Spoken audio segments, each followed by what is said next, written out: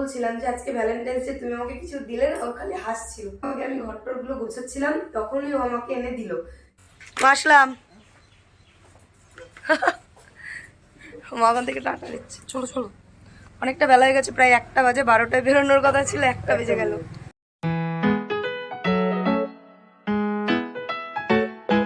সুপ্রভাত বন্ধুরা, কেমন আছো সকলে? আশা করছি খুব ভালো আছো। ডে উইথ মৌ ভ্লগের নতুন একটা ভিডিওর সঙ্গে তোমাদের সকলকে আরও একবার ওয়েলকাম।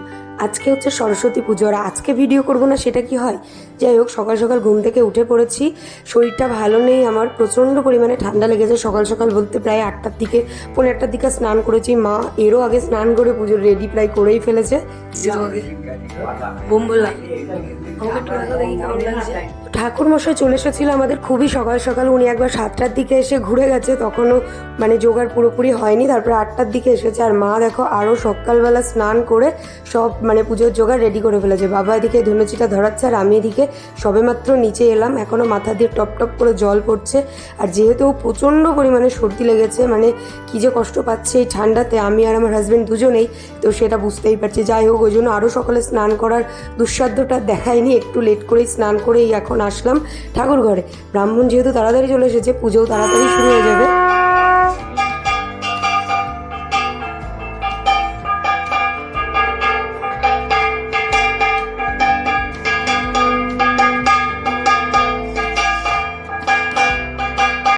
পুজো তো ওইদিকে চলছে, আর আমি ততক্ষণে এসে রান্নাঘর একটু রান্নাটা এগিয়ে রাখছিলাম। আজকে সরস্বতী পুজো, একটু ঘুরতে বেরোবো না সেটা তো হয় না।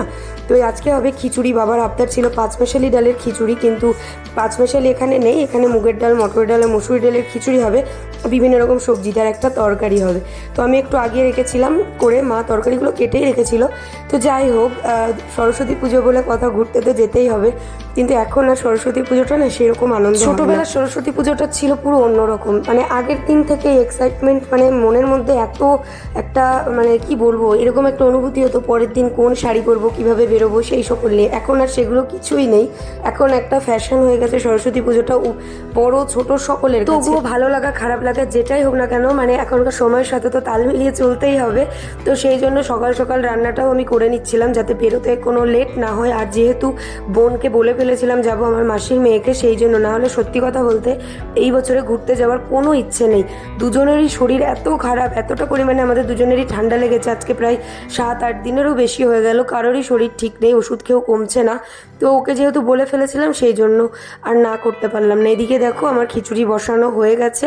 টমেটো আর ফুলকপিটা দেবো পরে, কারণ এখন দিলে পুরো সিদ্ধ হয়ে যাবে।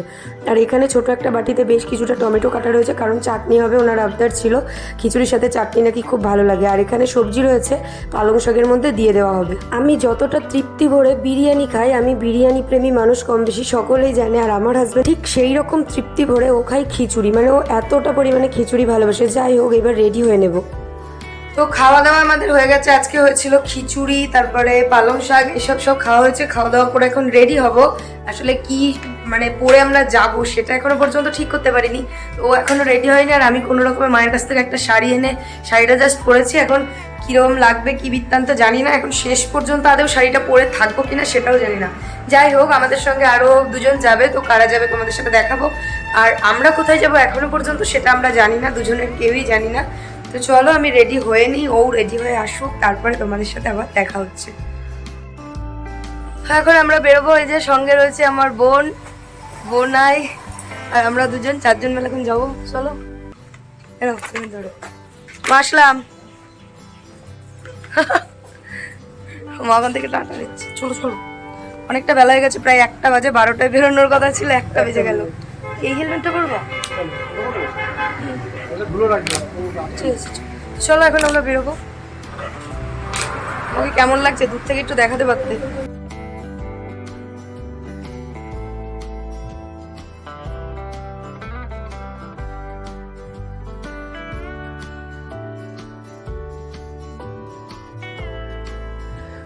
সত্যি বলতে আমাদের এখানে সরস্বতী পুজোয় ঘোরার মতো হয়তো সেরকম কিছুই নেই, পাড়ার কয়েকটা প্যান্ডেল ছাড়া। তো আমরাও সেই কি বলবো, প্রেম করার বয়সের মতো বেরিয়েছিলাম দুজন 4 জন মিলে। বোনের আবদার ছিল, ওরা কখনো অবকাশ পার্কে যায়নি, যাওয়ার জন্য আমাদেরকে রিকোয়েস্ট করছিল। আর আমাদের অবকাশ পার্ক মানে গিয়ে পৌঁছে গেছে, এরকম হয়ে গেছে। আর তার মধ্যে শরীরও দিচ্ছিল না। তো প্রথমে ভেবেছিলাম যাবো না, তারপরে ভাবলাম চলো যাওয়াই যাক, অনেকদিন যাওয়া হয় না। আমরা এখন বেরিয়ে পড়েছি, সবাই মিলে যাচ্ছি। আর আমরা খানিকটা আগিয়ে চলে এসেছি আর ওরা হচ্ছে পিছনে আসছে। আসার সময় ওদেরকে চাঁদার জন্য দাঁড় করিয়েছিল, কিন্তু ওরা কেড়ে কেড়ে বেরিয়ে এসছে। পুজো হয়ে গেল, আবার চাঁদা কিসের? ও অষ্টপ্রহরের। ভাই রে ভাই, এত অবকাশ পার্কে এসেছি, এতবার এসেছি, বললাম না আগেই যে পৌঁছে গেছে। এরম ভিড় আমি এই ফার্স্ট টাইম দেখছি। আর ওরা তো পুরোই হতবাক হয়ে গেছে, ওরা দুজন, যে অবকাশ পার্কে এত ভিড়। সত্যি কথা বলতে বিয়ে বাড়িতেও, বড়সড় একটা বিয়ে বাড়িতেও এত ভিড় থাকে না। আমরা তো ফার্স্টে গেটের সামনে দাঁড়িয়ে ভাবছিলাম দরকার নেই যাওয়ার, চলো আমরা বাড়ি চলে যাই। মানে আমার মুখটা যাই দেখো, আমি ভাবছিলাম ভিতরে আদৌ কি আমরা যেতে পারবো, আর গিয়েই বা কী করবো অত ভিড়ের মধ্যে। তার থেকে ভালো সে পাশে একটা মন্দির হয়েছে, আমি ওকে বলছিলাম দরকার নেই, চলো আমরা মন্দিরের মধ্যে গিয়ে একটু বসি। তো তারপরে হচ্ছে সেরকম কিছুই না, বোনের হাজব্যান্ড গিয়ে টিকিটটা কাটলো, বললো আমরা আসেইনি, যখন এসেছি তখন চলো একটু ঘুরেই নিই। তো সেই জন্য আমরা আসছি। আর আমি ওকে বলছি, মানে আমার বোনকে বলছি, দেখ পুরো বিয়েবাড়ির মতো ভিড়। তোকে প্রথমেই বলেছিলাম এইরকম দিনে এখানে আসতে নেই, এরকম দিনে এসে সেইভাবে ঘুরতে পারবি না। কিন্তু ওই যে ও বললো ওরা আসেনি, সেই কারণে আমরা আসলাম। আর এই একে তো সরস্বতী পুজো, তার উপরে ছিল ভ্যালেন্টাইন্স ডে, মানে সারা পার্কে কপত কপতি নিব্বা নিব্বি যেটাই বলো না কেন সকলে ভর্তি। আর আমাদেরকে ওখানে যেন ঠিক বেমানান লাগছিল, মানে বিবাহিত মানুষজন ওখানে ছিলই না বলতে গেলে। আমি ভাবছি কেন যে এলাম ভাই এখানে। তো যাই হোক, অল্প একটু টাইম আমরা ওখানে ছিলাম, খুব বেশি সময় ছিলাম না। পুরো পার্কটা একবার রাউন্ড মেরেছি আর তারপরে বাড়ি চলে আসার সিদ্ধান্ত নিয়েছি। ইচ্ছা ছিল একটুখানি যাব মুকুন্দনগর, কিন্তু সেটাও আর যাওয়া হলো না। শেষমেশ বললাম চলো, আর শরীরও ভালো লাগছিল না সত্যি কথা বলতে। তো এখানে এত ভিড় ছিল, একটু বসার পর্যন্ত জায়গা পাইনি। মাঠের মধ্যেটা একটু দাঁড়ালাম, আর তারপরে এই যে আমরা এখন যাচ্ছি বেরিয়ে বাড়ির দিকে। কপালটা এতটাই খারাপ ছিল, সারা চাকদার বুকে এত রেস্টুরেন্ট থাকতেও আমরা কোনো জায়গায় মোটামুটি জায়গা পাইনি। আমরা কেন, আমাদের মতো অনেক লোকই পাইনি। মানে পুরো ব্লক একদম ঢোকার জায়গাই নেই, বরঞ্চ বাইরে হাজার হাজার লোক লাইন দিয়ে রয়েছে, এরকম একটা ব্যাপার। তারপরে কোনো রকমে এই দোকানটায় জাস্ট বসে খেলাম। তো আজকে হচ্ছে সরস্বতী পুজো প্লাস হচ্ছে আজকে ভ্যালেন্টাইন্স ডে, কিন্তু দুর্ভাগ্যের বিষয় ভিডিওটা আজকে খুব সুন্দরভাবে স্টার্ট করেছিলাম, তবুও দরজাটা বাজিয়ে দেবো। খুব সুন্দরভাবে শুরু করলেও ভিডিওটা আমি শেষটা খুব সুন্দরভাবে করতে পারলাম না। শরীর আমাদের প্রচণ্ড খারাপ, আমার আর ওর দুজনেরই। কথা বলতে গিয়ে রীতিমতো হাত লেগে যাচ্ছে। মানে সাধারণত জ্বর যেগুলো বা ঠান্ডা কাশি হয় সেরকমই হয়েছিল।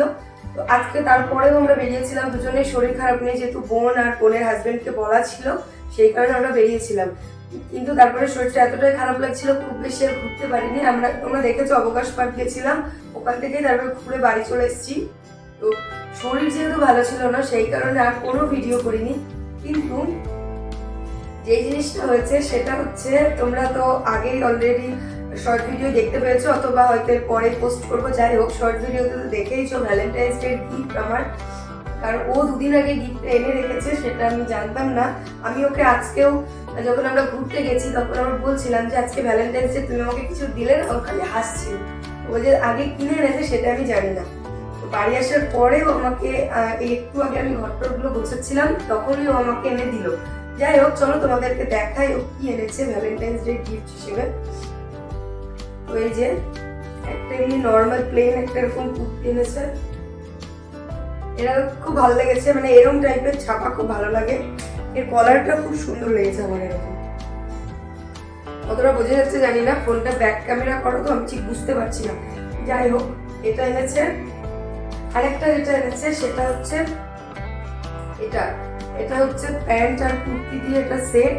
তো এই কালারটা আমার খুবই ভালো লেগেছে। এখন আমাকে পরে কিরকম লাগবে জানি না, ও যে যে জিনিসগুলো আমার জন্য আনে আমার মানে খুবই পছন্দ হয়। তো এটাও আমার ভালো লেগেছে, কিন্তু পরে কেমন লাগবে জানি না, কারণ এই কালার আমি কখনো পরিনি। ডিজাইনটাও খুবই সুন্দর। তো এটা আমি পুরোটা খুলছি না, আমি জাস্ট দেখাচ্ছি। এটা রয়েছে এরকম একটা প্যান্ট রয়েছে, পুরো প্যান্টটা এরকম একটা প্যান্ট রয়েছে এটার। আর রয়েছে প্লেন কুর্তি, ওড়না টোড়না না, জাস্ট প্যান্ট আর কুর্তি।